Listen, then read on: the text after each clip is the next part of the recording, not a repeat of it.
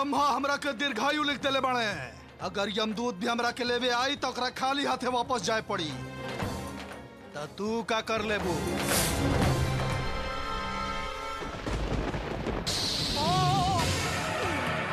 गुरुजी कहाँ भाई लोग? गुरुजी उठा उठा गुरुजी।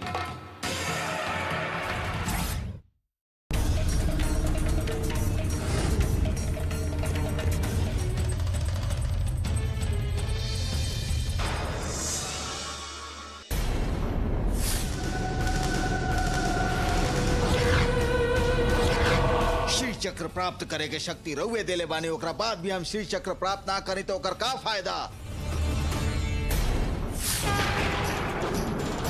ई धरती के संभारे खातिर केहू तो होके के चाही माता। अगर हम ही होके तो का गलत बा? एरा और भक्त के मांग बा माता,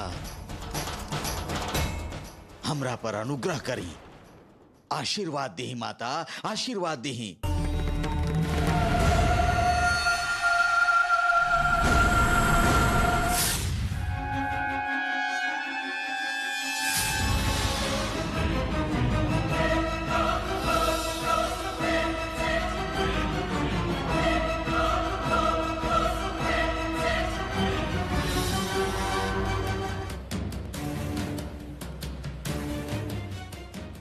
विद्या पी के आयल बाड़ा का? हमार मर्जी, हम पी के आए चाहे कुछ करी। तू लोग के मतलब? तू ना सुधर बा, तू हमार भाई हवा, कहे में शर्म आवत बा। अच्छा तैसा बराबर मतलब?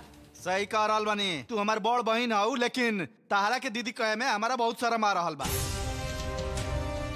तारा शर्म आवे ऐसन का काम कर देनी? प्यार दोस्ती शादी सब तारा खातिर मायने ना रखेला। तू शराब पी के बक रहल बाड़ा। प्यार दोस्ती शादी सब ना माने लू। सचिन के तू कीड़ा के तरह समझ रहल बाड़ू। यही खातिर तू झगड़ा कर रहल सचिन बाड़ा। के तू कुछ ना समझलू, लेकिन सचिन हमार जान ह। तू ओकर मन के बारे में का जाने लू? ओकर मन के जाने की जरूरत नहीं खे। तारा के अभी भी मन से प्यार करेला, अपन मन में रख के तार पूजा करेला। वो हमेशा तारे की याद करत रहेला। वो तारा से प्यार करेला, ऐसे शादी कल चाहत रहे, लेकिन तू क्या कर रहल बाड़ू? विद्या तू थोड़ी देर खातिर चुप हो जा। तू सचिन के बारे में हमरा के मत समझावल करा, वो कहानी खत्म हो गई बा। आहा, तू बड़ा आसानी से कह देलू क्यों कहानी खत्म हो गई। वो सचिन हमनी के परिवार खातिर का किले बा तू जानत बाड़ू? ओकर पिताजी हमनी खातिर जोन कइले बाड़े ओकरा के हमनी जिंदगी बनी की भुला सकत, लेकिन तू लोग के कइले एहसान भुला गिल बाड़ू।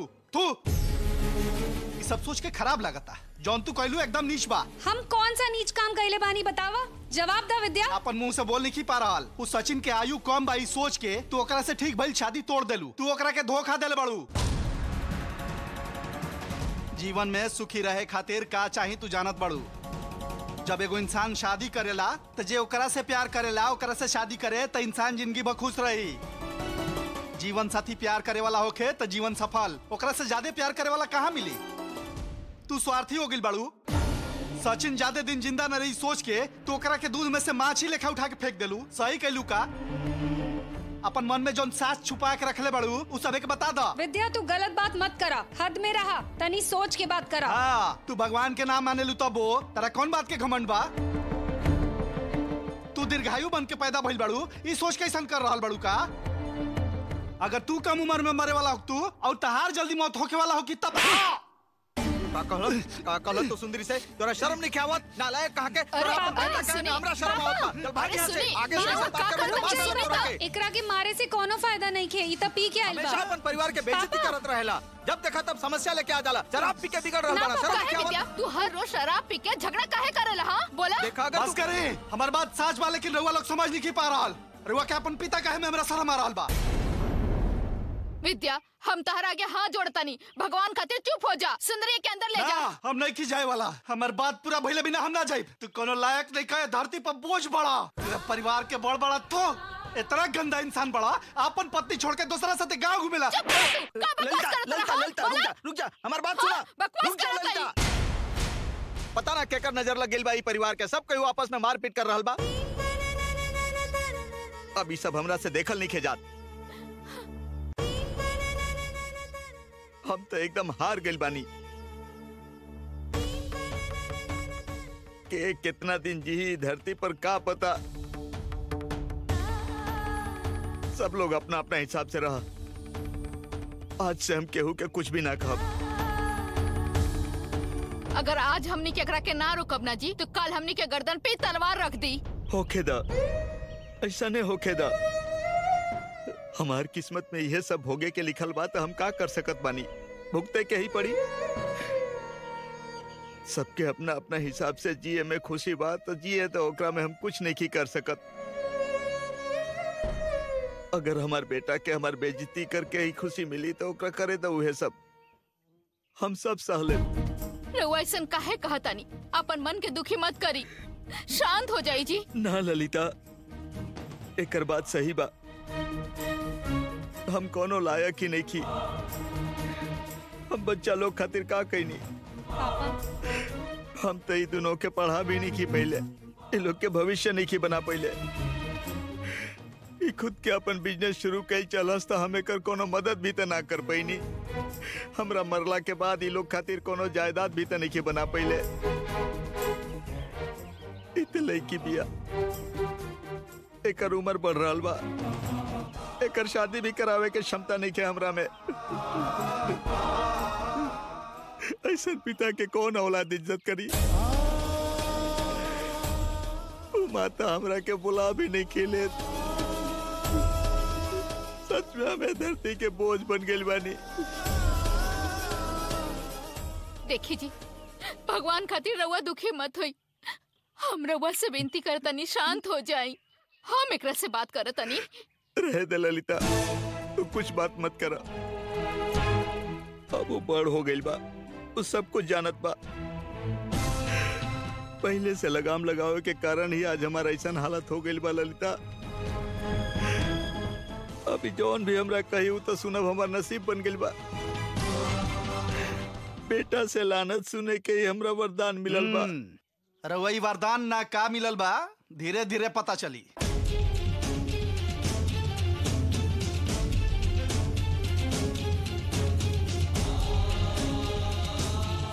इस सब के कारण उ जग्गी बा, उहे पिए की आदत लगा देलस। शराब पिला के हमनी के खिलाफ भड़का देले बा। चली जी, हमनी ओकरा साथे बैठ के बात करब जा। अगर उ हमनी से नाराज बा तो हमनी के मारी तब वो चली। अपन बेटा के जिंदगी बर्बाद ना होके दे। चली हमनी दोनों ओकरा संगे बात करल जाओ। ना ललिता, तू वहां मत चला। हम खुदे जाके बात करत बनी। हम मंदिर जा रहल बानी, वो वहां जरूर होखी। अगर हम ओकरा से बात करब तो वो हमार बात सुन के विद्या के तंग करी, यह बात से डर लग रहल बा। हम चाहे कुछ भी करी, वो हमरा के गलत ही समझेला। रउआ जग्गी से बात करी, हम जाके विद्या से बात करतानी।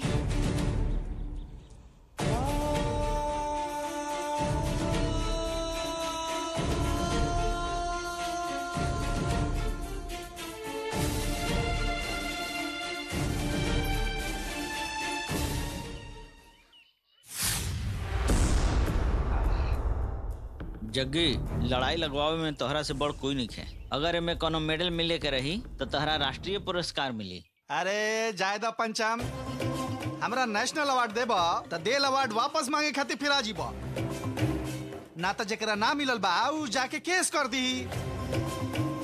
ऐसा अवार्ड मिल के क्या फायदा बा? जायदा सुना पंचम, एगो कमाल के बात बता रहल बनी, ध्यान से सुनो। साम दाम दंड और भेद के प्रयोग ना अपन दुश्मन के खिलाफ करत रहे के चाहिए, तब बे उ कामयाबी मिलत रही। जग्गी, हमरा तोरा से कुछ बात करे के बा, चला हमरा साथे। हैं जे कहे के भाई ये का? ये हमार परिवार के बात बा। बाहर वाला के सामने हम अपन परिवार के बात करी, हमरा पसंद नहीं खे। ये हमार भला चाहे वाला है, अभी तारा पसंद ना है तो हम क्या करी? जग्गी, पूछ के आवा का बात बा। जाई का? अरे जाना। तू कहा तड़ा ऐसे जा रहल बनी? अरे दादा जाना। चला। जग्गी, जब हमार बेटा विद्या पैदा भेल रहे तो ओकरा जिए के उम्मीद ना रहे। बड़ी मुश्किल से ओकरा के हम बचैनी। जब वो 5 साल के रहे तब ओकरा कलरा हो गेल रहे। डॉक्टर जवाब दे देले रहन, तब वो हम ओकरा के बचा लेनी। अरे ये सब सुनावे खातिर बोलैले बड़ा का? चला टा। 1 मिनट जग्गी, हमार पूरा बात तो सुन के जा। ठीक बा, सुनावा। जब वो 6 साल के रहे तो ओकर खुशी खातिर ओकरा मेला देखावे के हम 25 किलोमीटर कान पर बिठा के ले गेल रहनी। उस समय पीठ में दर्द चालू भइल त आज तक हो रहल बा। हम ओकरा खातिर पैसा भले खर्च नहीं कर पा रहल, लेकिन ओकरा सर्दी भी हो जाए ना तो ओकरा ठीक करे खातिर हम रात दिन एक कर देवे नी। ए शेखर, ई कथा कहानी तू हमरा के काहे सुना रहल बड़ा? घुमा फिरा के मत बोला, सीधे बात करा। ई बात तू हमरा से काहे कह रहल बड़ा? तो हम क्या करी? हमार कोनो बाल बच्चा नहीं खे। हम ओकरा अपन जान से ज्यादा प्यार करीला। कल हम मरी त हमार चिता के आग लगावे यह हमारी इच्छा बा। हमार परिवार के एकमात्र चिराग बाऊ, लेकिन अभी तो हम क्या अपन पिता भी नहीं के मानत। कोनो संबंध ना होके ऐसे बात करेला ऊ। हमार मुंह भी ना देखल चाहेला। एकर कारण तू बड़ा। ओकरा शराब की आदत लगा के तू ओकरा हमार दुश्मन बना देले बड़ा। कृपा करके हमार बेटा के छोड़ दा। हम तोहर पैर पकड़त बानी, छोड़ दो ओकरा के, तू छोड़ दा। अगर तोरा हमरा से दुश्मनी बा तो हमरा के सजा दा, लेकिन हमरा मारा हमरा के मारा। पागल कर हमरा, ओकरा दिमाग खराब हो गइल बा का तार? हमार बेटा के छोड़ दा, हमार बेटा के छोड़ दा, हमार बेटा के छोड़ दा।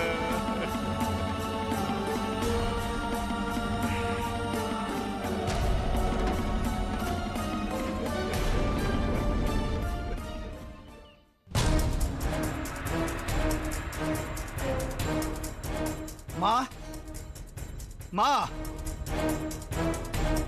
कहा विद्या? पापा कहाँ बड़े? वो तो मंदिर गेल बड़े।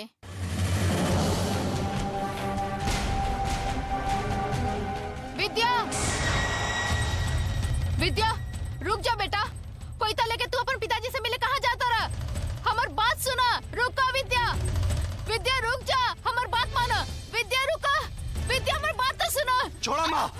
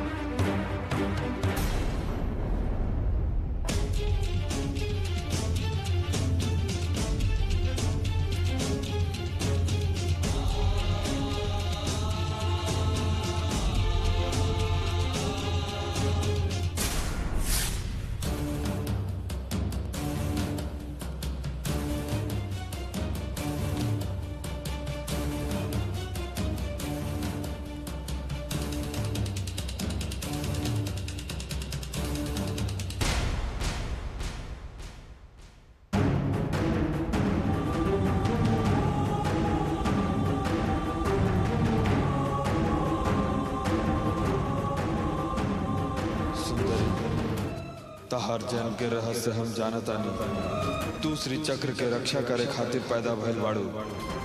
तू ज्यादा दिन तक नहीं रह सकत। तू अपन 21 साल के उम्र में मरबू। तू अपन बाचल दिन महादेवी खातिर दा।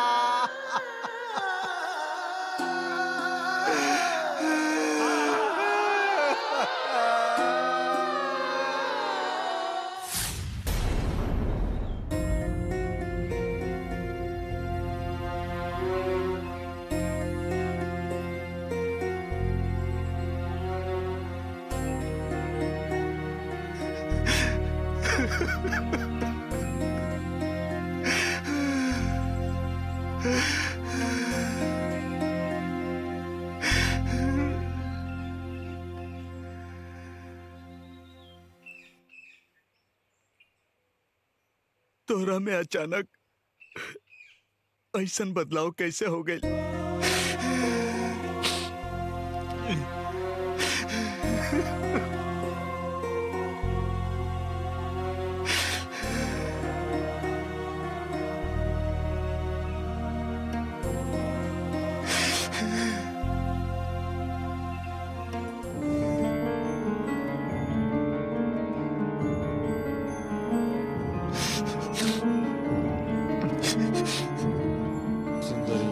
तहार जन्म के रहस्य हम जानता नहीं। तू श्री चक्र के रक्षा करे खातिर पैदा भइल बाड़ू।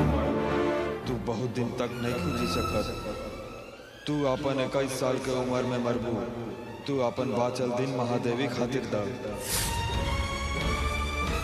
ज्योतिषी जी बंगारी के हाथे हमरा खातिर एगो चिट्ठी भेजले रहन। हम घरे पढ़ब सोच के लेके आईनी। अभी कहाँ बात दिख नहीं खे रहल।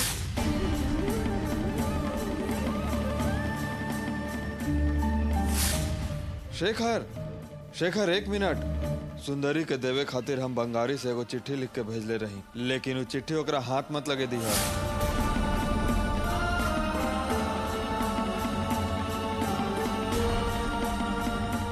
पापा बहुत बड़ गलती कर देनी,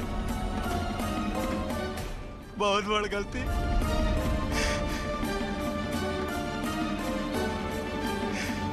रेवा दीदी के जान बचावे खातिर इतना तकलीफ साथ रही, ऊपर से हम और तकलीफ दे देनी।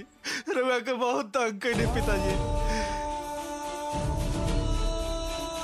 माँ के रेवा पर शक पैदा करा देनी। हम हमरा जैसा लड़का के जिंदा न रह के चाहिए।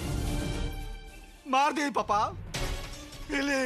हमरा के मार दी। क्या काम पड़ा? बहुत बड़ बात कर वाली, हमरा के मार दी।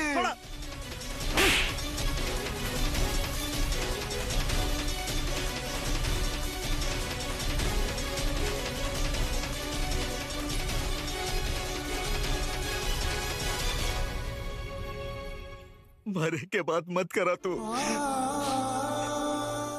हम पहले ही एगो मौत के बाद से बहुत परेशान बानी।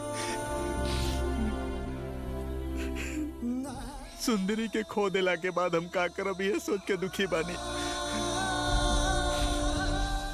अब तू मरे के बाद करबत हम अब कैसे जिंदा रह बेटा।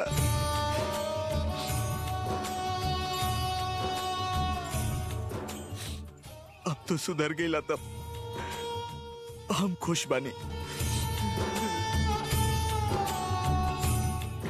कोनो भी परिस्थिति में हमनी के हिम्मत रखे के बा।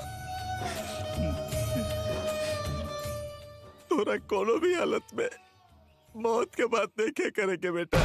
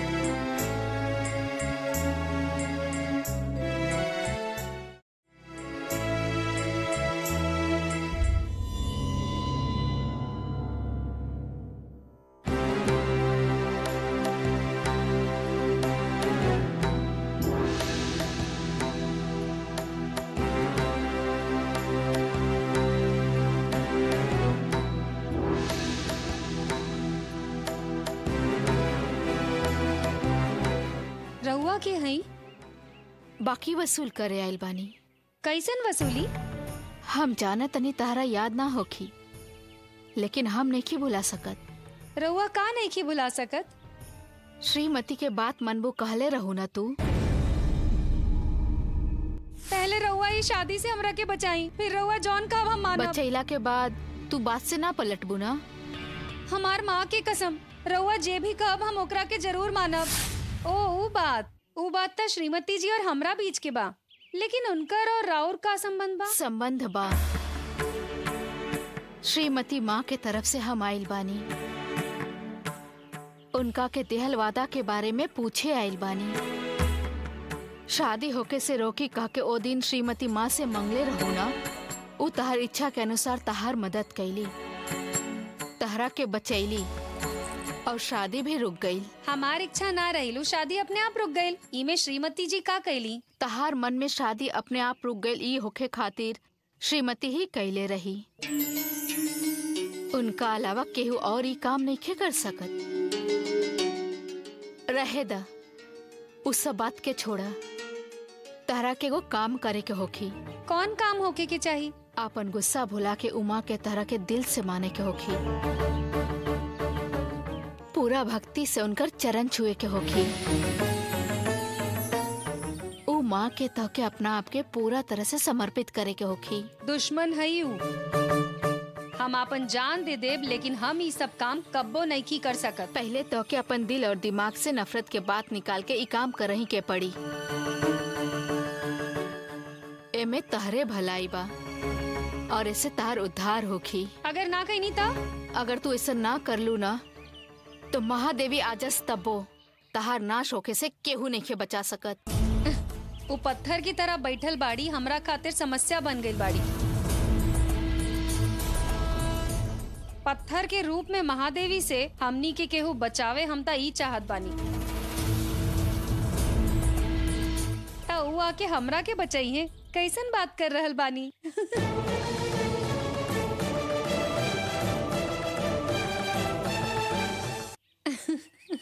ना सुंदरी, ई कोनो हंसे वाला बात नहीं खे। हमार बात तू ध्यान से सुना। ठीक बा, रहुआ नाराज मत होकी कही। तू इतना साल बर्बाद कैलू, जितना हो सके उतना महादेवी से नफरत कैलू। अभियो समय बाद तू भक्ति से महादेवी के सामने सिर झुका ला। गलती हो गई, सिर झुका देनी, राउर इच्छा पूरा कर देनी। अब तक खुश बानी। ये अहंकार सही नहीं खे, यही से तहार नाश हो जाई। हम तहार अच्छाई खातिर ही कहतानी, अभी से अपन हरकत सुधार ल तू। रहुआ के अहंकार लागत बा त हमार गलती नहीं के, हम ऐसने बानी, इहे स्वभाव बा। अब छोट बच्ची की तरह जिद करत अरु तू। काल चक्र घूम रहल बा, हाथ से निकलल समय वापस कबो न आई, और भविष्य में इस सोच के दुखी होके के पड़ी। अभी भी समय बचल बा, तोहरा लगे सुधरे के मौका बा। तू एकर सदुपयोग कर, और ये दुनिया के खुशहाल रखे खातिर तोहके ये बड़ा काम करही के पड़ी। और अब से श्री चक्र के सुरक्षा की जिम्मेदारी तहार बा।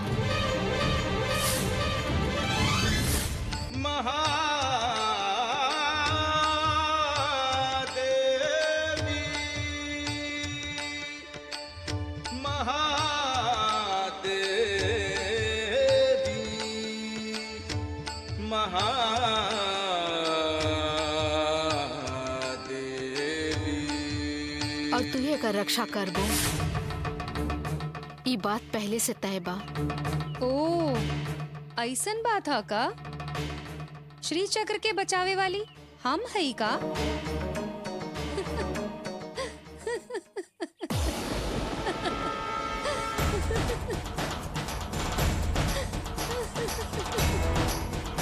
ई तार हंस के मजाक करे वाला बात नहीं खे, ई बहुत बड़ा बात बा। अभी तक जिनकर बारे में बात करत रही का है, ऊ नहीं की बचा सकत श्री चक्र के का? नहीं की बचा सकत ता उनकर समस्या बा। जे करे के बा कर ली, ऐसन काम तो हम कब्बो ना करब। हमरा और भी जरूरी काम बा करे के। आपन महादेवी के कहीं के और के ढूंढ लेस।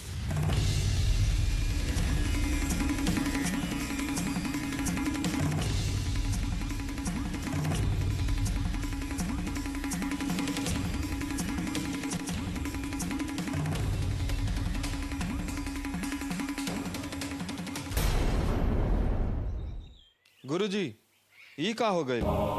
मंदिर के अंदर जाके गर्भगृह में महादेवी के दर्शन कल चाहनी तो हमनी के जाते दरवाजा बंद कर देलन। ऐसन रहल तो राउर लक्ष्य कैसे पूरा होखी? चिंता मत करा मणिकंठ, सबर रखा। सबके आशीर्वाद देवेली महामाई, एमे कोनो संदेह मत रखा। हाँ, रउआ ऐसन बात करके शांत हो जाए, लेकिन हमार हाल खाना पकावे खातिर चावल तक नहीं खे जाए दी। ओकरा सोच के अगर हम पीठा भी खाइल चाही तो ओकरो कोनो उपाय नहीं खे हमरा पास। द्रौपदी के घरे जब श्री कृष्ण खाए गए रहन तो उ चावल के दाना मुंह में डालते खुश हो गए रहन। उ तो भगवान रहन। ई कहानी सुनही में अच्छा लगी, असल में ना। मणिकंठ हने आवा।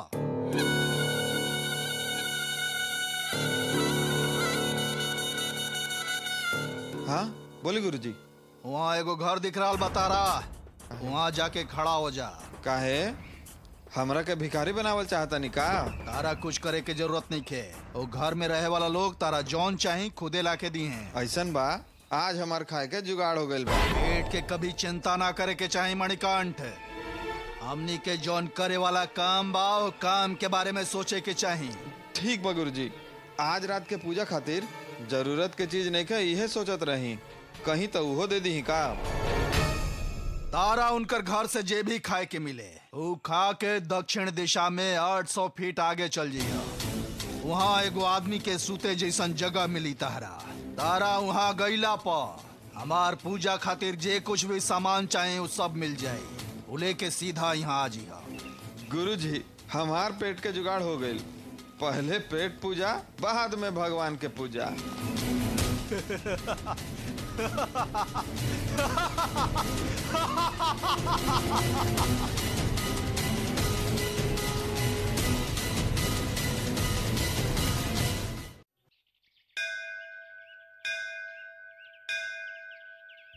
शास्त्री जी चिंता मत करें। मालूम पड़ता कि मंदिर में ऐसा काम हो रहा बा जेकरा के माता पसंद नहीं करत। यही से हमनी के सावधान करे खातिर ये सब हो रहा बा। ये मंदिर में आइल बा और ओके दर्शन नहीं दे रहा लो।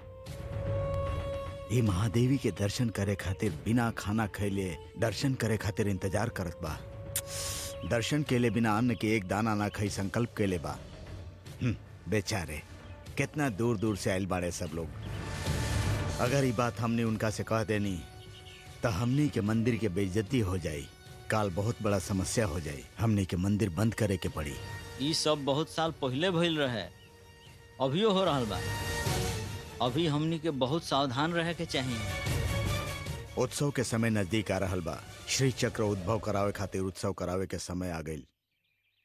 ऐसन समय में तकलीफ होके त इहो कुछ अच्छा खातिर ही हो रहा बा शास्त्री जी। आइंदा यहाँ आवे वाला भक्त लोग कोनो तरह के गलती ना करी हैं और सावधानी से ही हैं। त्योहार में ऐसा समस्या ना हो कि जौन भइल अच्छा खातिर ही भइल, यह समझ ली। हम जाके गर्भगृह के दरवाजा खोल रहा बानी। ठीक बा, खोली।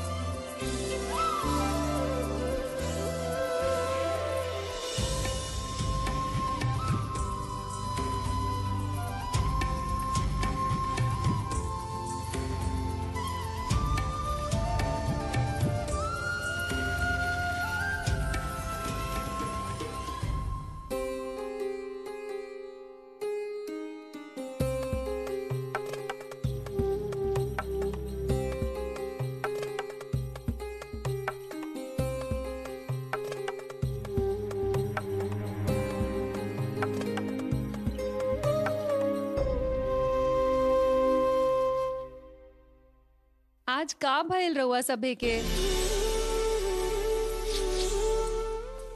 केहू खात नहीं के, खाली हमरे के देख रहल बा।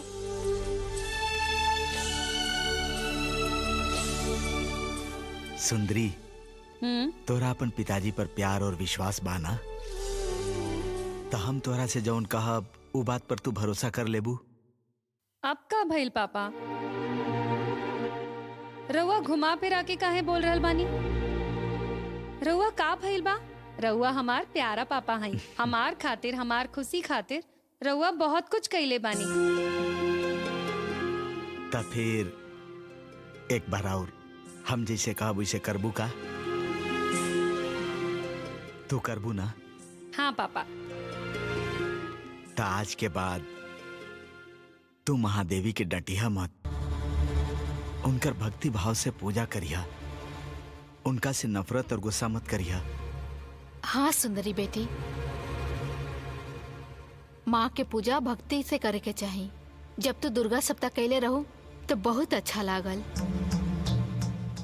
माँ के तू दिल से माना, हमनी खातिर तू इतना करबू ना। दीदी, हम कभी तारा खिलाफ कोनो बात नहीं कैले, तहार कभी कोनो बात नहीं टलले। तो ये बार हमनी के बात मान ल दीदी, और तू माँ के पूजा शुरू कर दो। हम रहुआ सभे से एगो बात पूछल चाहत रही, वो पूछे के सही समय आ गइल बा।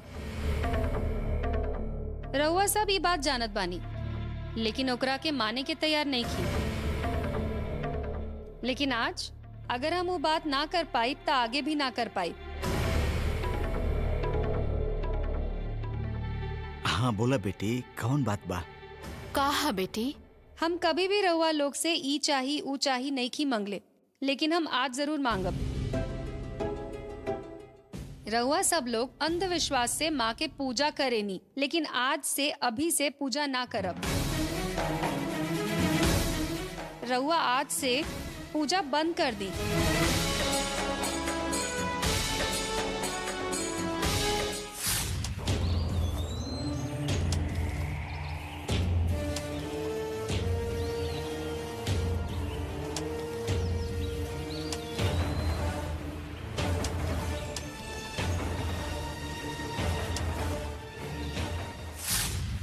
शांत हो जा बेटी, गुस्सा छोड़ दा। गुस्सा करे से कुछ हासिल ना होला। हमके शक बा के तोके कोनो भूत और शैतान पकड़ ले बा। तू काहे ऐसा सब बात करके हमनी के दुख देता रू बेटी?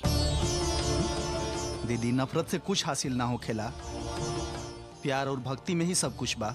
ना चाही तहार उपदेश। हमार बात जब ना मानब तो हम काहे के मानी?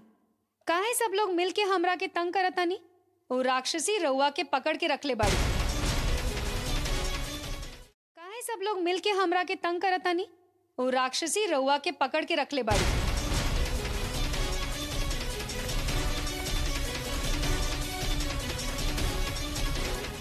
हो गईल हमार खाना।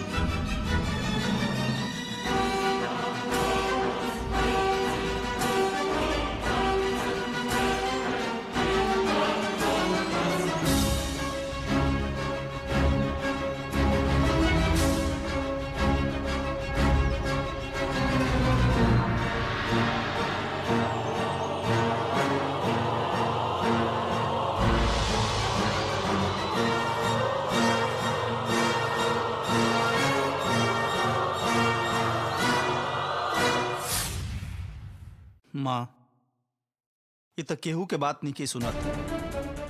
अब का कल जाओ? इनका के कोनो हाल में बचावे के होखी। हमू ये सोचतनी बेटा, दिन रात हमर एकरे चिंता लगल रहेला। शास्त्री जी लगे एकर हाल पूछे गईनी तो वो मदद करे से मना कर देले। अब तो हमके यह लगा था कि कोनो तांत्रिक के अइला के बाद ही एकर हल निकल पाई। यह जन्म में संभव नहीं खे। माँ से बढ़ का उ तांत्रिक होखी। अगर माता नाराज हो जाई है तो कोनो भी तांत्रिक आके का कर ली।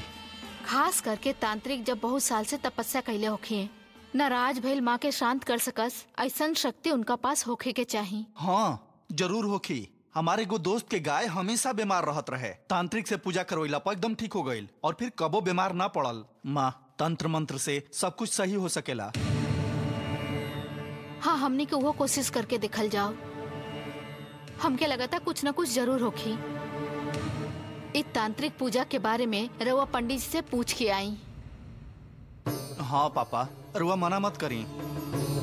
हमनी कोशिश ना करब तो माँ भी हमनी की मदद ना करी है। एक बार दीक्षित जी से पूछी ना पापा।